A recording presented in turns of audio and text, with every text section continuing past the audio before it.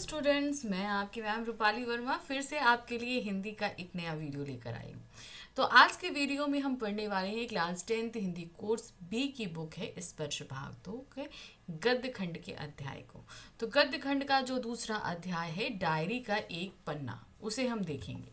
अब इसे देखने से पहले ये हम पूरा शुरू करें तो हम आपको बता दें कि ये जो हमारे सामने रखा गया चैप्टर है, इसे हमारे सामने प्रस्तुत किया हुआ है सीताराम सिकसरिया जी ने। इन्होंने इस कहानी के माध्यम में स्वतंत्रता से पूर्व भी स्वतंत्रता दिवस मनाया जा रहा था, जो मन रहा था आपका 26 जनवरी 1930 से। ठीक है, तो उसको हम जाने समझे क्या हुआ था, ये पूरी कहानी क्या है। तो उससे पहले हम देखेंगे कि इस वीडियो में हम देखने वाले हैं लेखक परिचय, जो हमारे सीताराम जी हैं उनका पूरा हम लेखक परिचय देखेंगे, फिर पाठ की रूपरेखा को समझेंगे और फिर पाठ के सार को समझेंगे।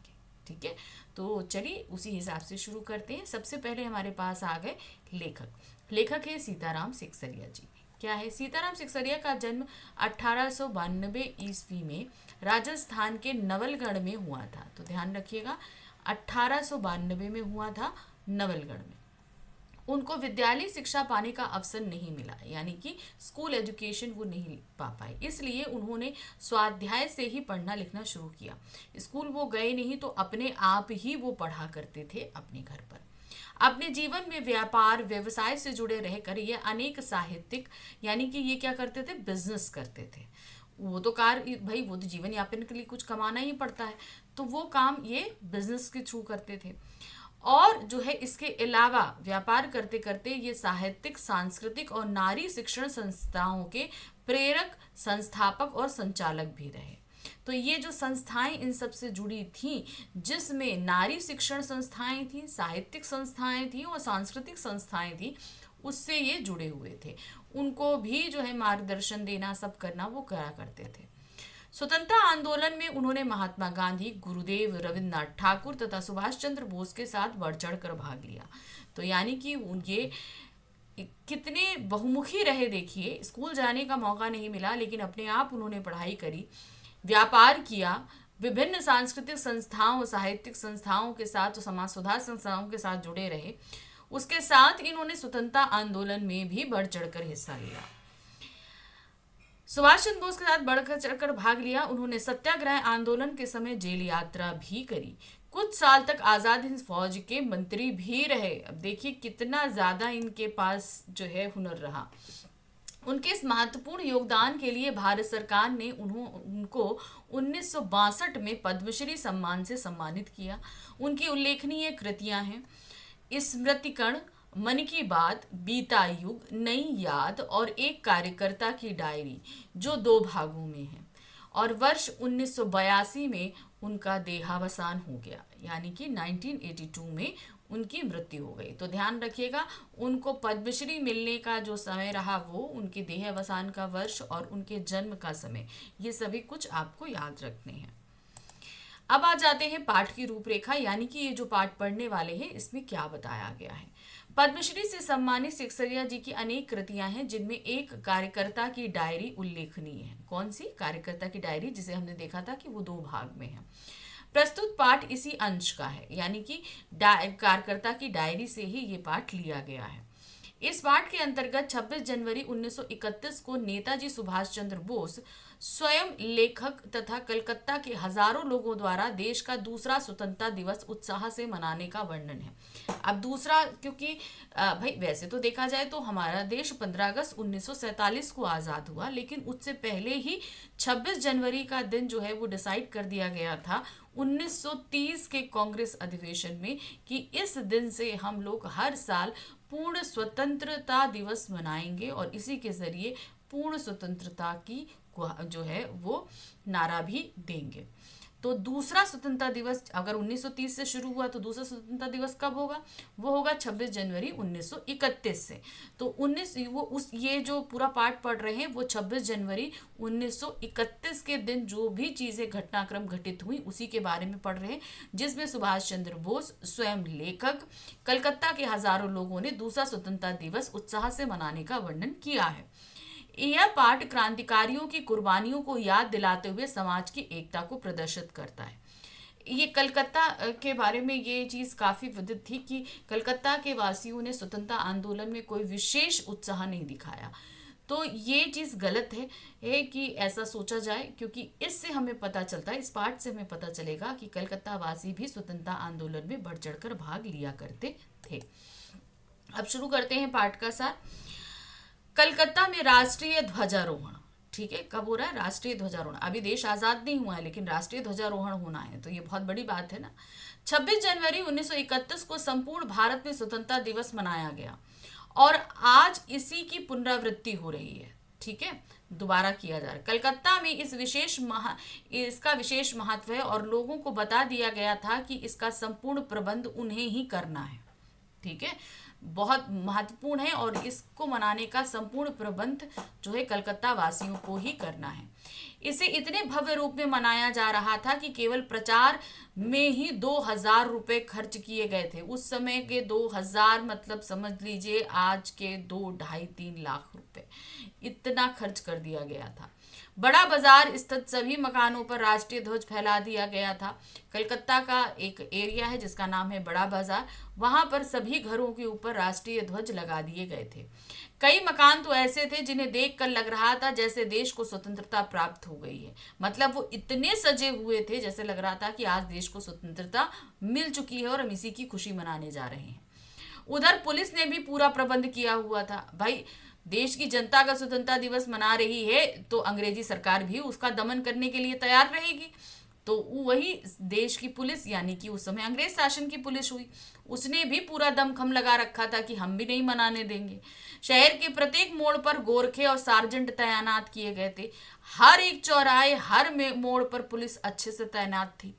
ट्रैफिक पुलिस को भी घुड़सवार पुलिस के साथ इसी काम में लगा दिया गया था। उस समय क्या है ना, पुलिस मोस्टली, जैसे अभी आजकल हम लोग गाड़ियों में चलते हैं वैसे नहीं, पहले घोड़े पर भी पुलिस चलती थी।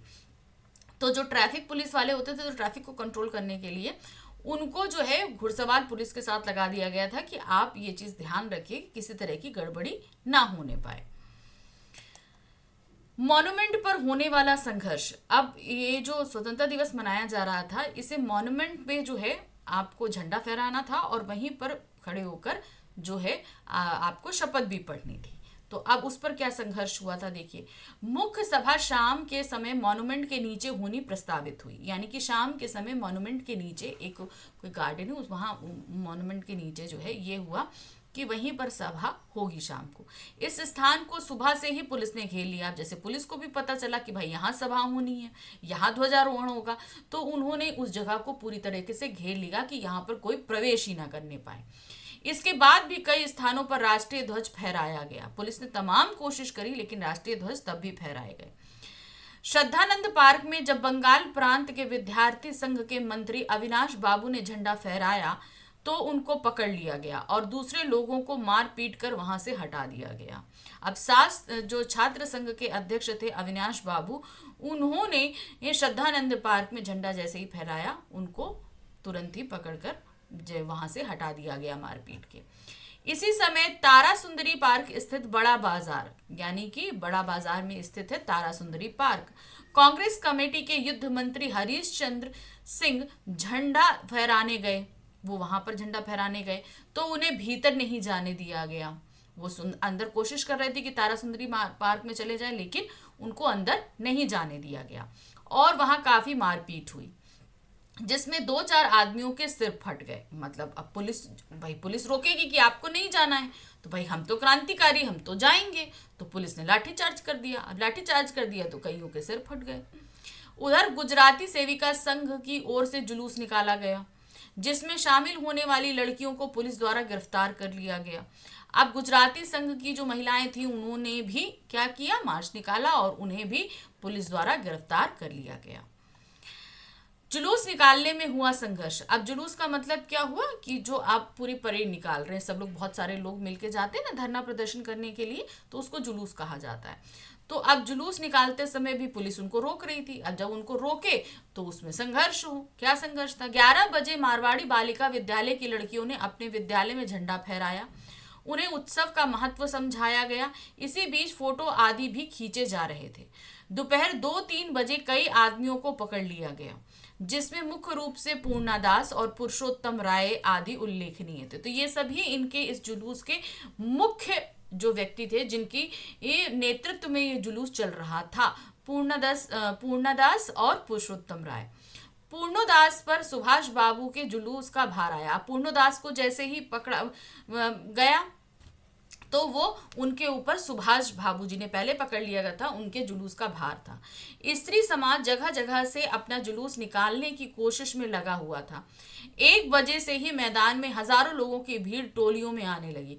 जिस जिस मॉन्यूमेंट के नीचे झंडा फहराया जाना था ना, उस पार्क के आसपास हजारों लोगों की भीड़ इकट्ठा होने लगी, लेकिन पुलिस ने पूरा प्रबंध कर रखा था, वो लोगों को अंदर ही नहीं जाने दे रही थी। कानून भंग का काम शुरू होने के बाद से आज तक इस मैदान में ऐसी सभा नहीं हुई थी। यानी कि कानून भंग एक जो है मूवमेंट चला था, उस दौरान इतनी ज्यादा भीड़ हुई थी, उसके बाद से कभी भीड़ नहीं हुई जितनी आज भीड़ हो रही थी वहां पर। पुलिस कमिश्नर का नोटिस निकल चुका था कि सभा नहीं की जा सकती, और जो लोग ऐसा करने वाले थे उन्हें पुलिस इंस्पेक्टरों द्वारा नोटिस दिए जा चुके थे कि यदि सभा में भाग लिया तो दोषी माने जाएंगे। मतलब ये कार्यक्रम शुरू हो उससे पहले ही पुलिस कमिश्नर ने नोटिस निकाल दी थी कि किसी तरह की सभा नहीं होगी, और जो कोई भी इस जुलूस व सभा में भाग लेने वाले जो मेन व्यक्ति थे जिनके नेतृत्व में काम होना था, उन लोगों को भी नोटिस भेजा गया था कि अगर आपने भाग लिया तो आप लोगों को गिरफ्तार कर लिया जाएगा। इसके बावजूद काउंसिल की ओर से निकले नोटिस में 4:24 पर झंडा फहराए जाने तथा स्वतंत्रता की प्रतिज्ञा पढ़ी जाने की बात कही गई। मतलब इतने सब नोटिस मिल जाने और इशू हो जाने के बावजूद जो है वो काउंसिल की ओर से भी एक नोटिस निकला। मतलब जिसने इस जुलूस के लिए प्लान किया था उसने भी एक नोटिस निकाला। उसने क्या नोटिस निकाला कि 4:24 पर झंडा फहराया जाएगा और वहीं पर स्वतंत्रता की प्रतिज्ञा भी पढ़ी जाएगी। यानी कि उन्हें एक तरीके से अंग्रेजी सरकार के इन सभी आदेशों की खिलाफत करनी थी। सुभाष बाबू का संघर्ष, जैसे अभी बताया गया था कि सुभाष बाबू को गिरफ्तार किया गया तो पूर्णोदास पर उनके जो है जुलूस का भार आया था। तो अभी सुभाष बाबू के साथ क्या संघर्ष हुआ ये देखिए। ठीक 4:10 पर, अब देखिए याद रखिएगा, 4:24 पर झंडा फहराया जाना और शपथ पढ़ना था। ये बात हो रही है 4:10 पर। सुभाष बाबू जुलूस लेकर आए तो उन्हें चौरंगी पर रोका गया। चौरंगी एक जगह का नाम है, पर भीड़ इतनी अधिक थी कि पुलिस उन्हें रोक नहीं पाई। उनके जुलूस में इतनी ज्यादा भीड़ थी कि पुलिस ने तमाम कोशिश करी कि उनको रोक ले, मगर वो रोक नहीं पाई। जैसे ही जुलूस मैदान के मोड़ पर पहुंचा, पुलिस ने लाठियां चलानी शुरू कर दिया। वो रोक नहीं पाई तो उन्होंने लाठियां चार्ज कर दी, जिसमें बहुत से आदमी घायल हुए। सुभाष बाबू जोर जोर से वंदे मातरम बोल रहे थे। वो क्या बोल रहे थे? जोर जोर से वंदे मातरम। उन पर भी लाठियां पड़ी। ज्योतिर्मय गांगुली ने सुभाष बाबू से दूसरी ओर आने को कहा। उनसे कहा कि आप दूसरी ओर आ जाइए तो आपको लाठी पड़ने से बच जाएगा, किंतु सुभाष बाबू ने आगे बढ़ने पर जोर दिया। उन्होंने कहा नहीं, हमारा काम है आगे बढ़ना, हम आगे बढ़ेंगे, हम दूसरी तरफ से नहीं जाएंगे। पुलिस की भयानक लाठियों से क्षितिज चटर्जी का सर फट गया। तो उसी जुलूस में एक क्षितिज चटर्जी थे जिनका सर उन लाठियों से फट गया था। तो सुभाष बाबू के जुलूस में ये सारा संघर्ष हुआ। स्त्रियों का संघर्ष एवं सुभाष बाबू की गिरफ्तारी। अब भाई एक ही जगह से तो जुलूस नहीं निकला, सब जगह से निकल रहा था, चारों दिशाओं से आ रहा था जुलूस। अब एक तरफ से सुभाष बाबू लेकर आए तो दूसरी तरफ से स्त्रियां भी संघर्ष कर रही थी जुलूस लेकर आने के लिए। तो क्या था? स्त्रियों का संघर्ष एवं सुभाष बाबू की गिरफ्तारी। स्त्रियों ने मॉन्यूमेंट की सीढ़ियों पर चढ़कर झंडा फहराकर घोषणा पढ़ ली। मतलब उन्हों को जो काम उन्होंने कर लिया। स्वयं सेवकों का उत्साह लाठियां खाकर भी कम नहीं हो रहा था। मतलब पुलिस इतनी लाठियां बरसा रही थी लेकिन वो पीछे हट जाएं वो उनमें से नहीं थे, वो आगे बढ़ते ही जा रहे थे। इसी बीच सुभाष बाबू को पकड़कर लॉकअप में भेज दिया गया। तो सुभाष बाबू जो वंदे मातरम जोर जोर से बोल रहे थे उनको पकड़ लिया गया कि भाई नेता को पकड़ लेंगे, हो सकता है इन सबका जोश ठंडा हो जाए, लेकिन नहीं भाई, उनको पकड़कर गिरफ्तार कर लिया गया, जेल भेज दिया गया। स्त्रियों का जुलूस भी निकला और पुलिस का लाठीचार्ज हुआ। स्त्रियों ने जुलूस निकाला और उन पर भी पुलिस ने लाठीचार्ज कर दिया, जिसमें अनेक लोग घायल हुए। धर्मतल्ले के मोड़ पर जुलूस टूट गया। मतलब इतना भयंकर हुआ कि धीरे धीरे वो जुलूस टूटा और तितर बितर हो गया। 50-60 स्त्रियां वहीं पर बैठ गईं, जिन्हें पुलिस ने लाल बाजार जेल भेज दिया। इसके बाद विमल प्रतिभा के नेतृत्व में जुलूस आगे बढ़ा तो उन्हें भी लाल बाजार भेज दिया गया। तो कहने का मतलब क्या है, लाल बाजार में जेल थी तो विमल प्रतिभा ने भी आगे निकालने की कोशिश करी, लेकिन उन्हें भी पकड़, जैसे सुभाष बाबू को पकड़ लिया गया, उन्हें जेल भेज दिया गया, लॉकअप में भेज दिया गया, स्त्रियों को भी जेल भेजा गया, उसी तरीके से विमल प्रतिभा को भी पकड़कर जेल में भेज दिया गया। ब्रजलाल गोयंका का संघर्ष, हमने बताया ना कई तरफ से जुलूस आ रहा था, तो उसी में एक थे ब्रजलाल गोयंका जो अपना जुलूस लेकर आ रहे थे, तो उनका भी किस तरीके से संघर्ष हुआ। ब्रजलाल गोयंका वंदे मातरम बोलते हुए मॉन्यूमेंट की ओर भागा, किंतु पुलिस सावधान थी, उसने उसे पकड़कर कुछ दूर ले जाकर छोड़ दिया। पहले पकड़ा, भाई पकड़ के कितनों को आप जेल में डालोगे, जेल के पास इतनी तो कैपेसिटी होती नहीं है, तो वो पकड़ते थे और थोड़ी दूर जाकर छोड़ देते थे, छोड़ दिया। इसके बाद वह स्त्रियों के जुलूस में घुस गया, यानी कि ब्रजलाल गोयंका कहाँ घुस गए, स्त्रियों के जुलूस में चले गए, और वहां से 200 लोगों का जुलूस लेकर लाल बाजार आ गए, जहां पर जेल थी, जहां लॉकअप था, जहां पर सुभाष बाबू और सबको रखा गया था, जहां उसे गिरफ्तार कर लिया गया। लाल बाजार में उसे फिर गिरफ्तार कर, यहीं पर मदालसा को भी पकड़ लिया गया, जो स्त्रियों के जुलूस में थी मदालसा, उनको पकड़ लिया गया, और उससे मालूम हुआ कि उसे थाने में पीटा गया था मदालसा। और जब ब्रजलाल गोयंका आमने सामने आए तो पता चला कि जो है लॉकअप में उन लोगों के साथ मार पिटाई हुई है। घायलों की स्थिति, अब क्या हुआ, इस संघर्ष में कुल मिलाकर 105 महिलाएं पकड़ी गई थीं, जिन्हें रात 9 बजे छोड़ दिया गया। मतलब 4 बजे, 4 साढ़े 4 बजे तक भाई उनको 4:24 तक पढ़ना था, उनको उससे पहले पकड़ लिया गया और रात में 9 बजे छोड़ दिया गया। कलकत्ता, यानी कि कोलकाता में पहली बार इतनी बड़ी संख्या में महिलाओं की गिरफ्तारी हुई थी। कांग्रेस के कार्यालय से फोन द्वारा सूचना मिली कि वहां अनेक घायल पहुंचे हुए हैं, कि भाई इतनी लाठीचार्ज हुई तो बहुत सारे लोग घायल भी होंगे ना, तो बहुत सारे जो घायल हैं वो कांग्रेस के कार्यालय में पहुंचे। इस पर लेखक जानकी देवी के साथ वहां पहुंचा। लेखक यानी कि हमारे जो है सीताराम जी, वो कहाँ पहुंचे, जानकी देवी के साथ उस कांग्रेस के कार्यालय में पहुंचे जहां बहुत सारे घायल थे। डॉक्टर दास गुप्ता घायलों की देखरेख करने के साथ साथ उनके फोटो भी उतरवा रहे थे। अब कारण देखिए था भाई, आप देखभाल तो कर रहे हैं, लेकिन कौन कौन लोग घायल हुए हैं, इतिहास में उनके नाम भी तो दर्ज होने हैं, वो कौन थे, तो उनकी फोटो भी वो उतारते जा रहे थे। वहां 103 घायल पहुंचे थे, ठीक है। इसी प्रकार अस्पताल में भी 160 घायल पहुंचे थे। कुछ लोग अपने घर चले गए थे। पकड़े गए लोगों की संख्या का पता नहीं चल पाया। लेखक के अनुसार यह संघर्ष अपने आप में अत्यंत महत्वपूर्ण है, जिसने कोलकाता के इस कलंक को धो दिया कि यहाँ स्वतंत्रता आंदोलन का काम नहीं हो पा रहा। जैसे मैंने बताया था स्टार्टिंग में कि बहुत सारे लोग ये कहते थे कि कोलकाता जो है वो स्वतंत्रता आंदोलन में भाग नहीं ले रहा है। इस पूरे संघर्ष के बाद इस चीज से क्लियर हो गया कि यहाँ के लोग भी जो है स्वतंत्रता में बढ़ चढ़कर हिस्सा ले रहे हैं। इससे यह आशा भी बंधी कि यहाँ भी स्वतंत्रता आंदोलन का काम हो सकता है, कि ऐसा नहीं है कि सिर्फ भारत के बाकी हिस्सों में स्वतंत्रता हो रही थी, कोलकाता में नहीं हो रही थी। तो ये सोचना गलत है। कोलकाता के लोग भी बढ़ चढ़ कर भाग ले रहे थे और भविष्य में ये चीज भी साफ हो गई कि कोलकाता स्वतंत्रता आंदोलन के लिए आगे बढ़ चढ़कर सामने आ सकता है। तो ये था 26 जनवरी 1931 का दिन, जिसे सीताराम जी ने अपनी कार्यकर्ता की डायरी में लिखा था और उसी का एक पन्ना हमने यहाँ पर पढ़ा है। इसीलिए इस पूरे पाठ का नाम रखा गया डायरी का एक पन्ना। तो ये एक स्वतंत्रता संघर्ष था जिसे हमने देखा।